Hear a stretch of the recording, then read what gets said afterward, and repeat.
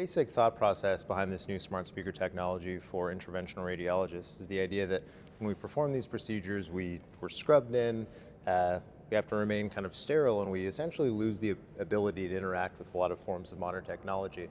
So we lose our smartphones, we lose our desktop computers, and we can sometimes work with our colleagues to have them look something up. That's kind of awkward and it's a very poor user experience. With these smart speakers, to get critical information for a case from, say, the electronic medical record or from specialized interventional radiology programs, now you can be scrubbed in and you just kind of ask the room a question, and in a millisecond the information just materializes and you can carry on with the case.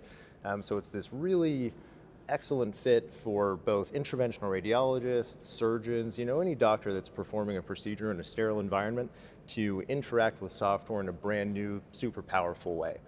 So that's kind of the basic logic behind the project, and we developed a few tools in that regard to help interventional radiologists.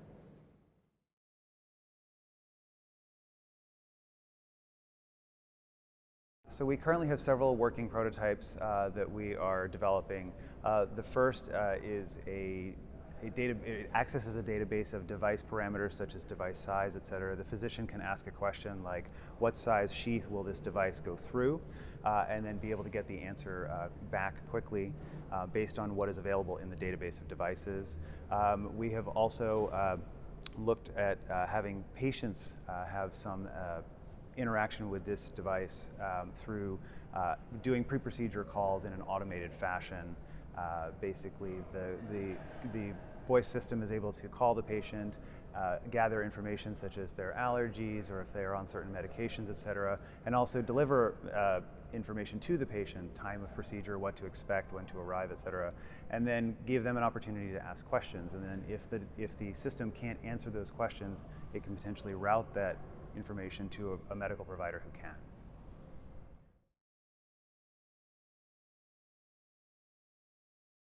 So the primary pitfall that we're very focused on addressing very carefully is HIPAA compliance. The current smart speakers from both Google and Amazon are not HIPAA compliant, and working through those issues is absolutely critical prior to actually using these tools clinically. We think in the very near future they will be HIPAA compliant, in that both there's a lot of chatter about both Amazon and Google releasing HIPAA compliant versions of their smart speakers.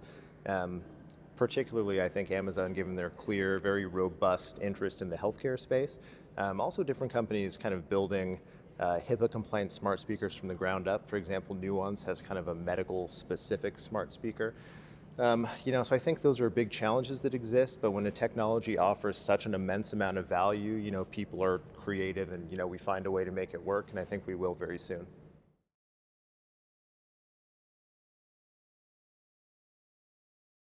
I think voice recognition works well as a standalone technology, but could certainly be incorporated with something like AR.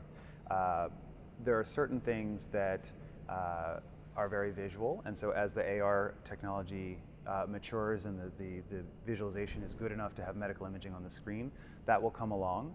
And certainly the voice recognition could be integrated to help control what you're seeing. But even as a standalone, right now, for example, voice could be used to call up images on a traditional screen and navigate through those images. And certainly there are times where you want to have your eye movements potentially look somewhere else in the AR space, but there are other times where you very much are focused on the patient or your hands or the screen, the procedural screen. And so precisely the point of having this be a voice system is you don't have to look away, and you have the ability to interact and listen and gather information without having to turn away from what you're doing at that moment. So I think they can work together, they can be separate, but they would certainly be complementary. I think in general we're getting at the idea that voice is super powerful in interventional radiology and during procedures. I've played around with the HoloLens and I've seen the voice component that it has, and it works really well, and that's very, very nicely aligned with the work that we're doing. In my view, voice is going to be a huge part of the way we perform procedures in the future and kind of process information, whether that voice technology lives within a smart speaker or an AR headset or whatever the case may be. I'm not sure, but voice in general I think is really the future.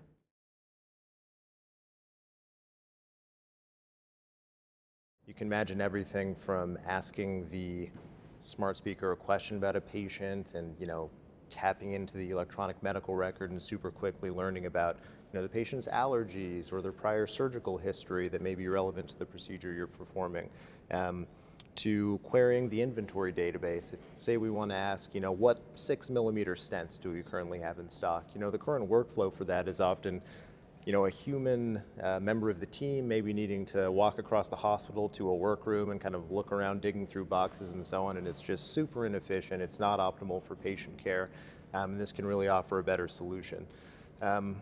To really long term, you can imagine this really smart machine learning agent can potentially learn from prior procedures, and it builds sort of a knowledge base about how, other physicians performed, 1,000 of the same procedures previously, and then it can say, well, Dr.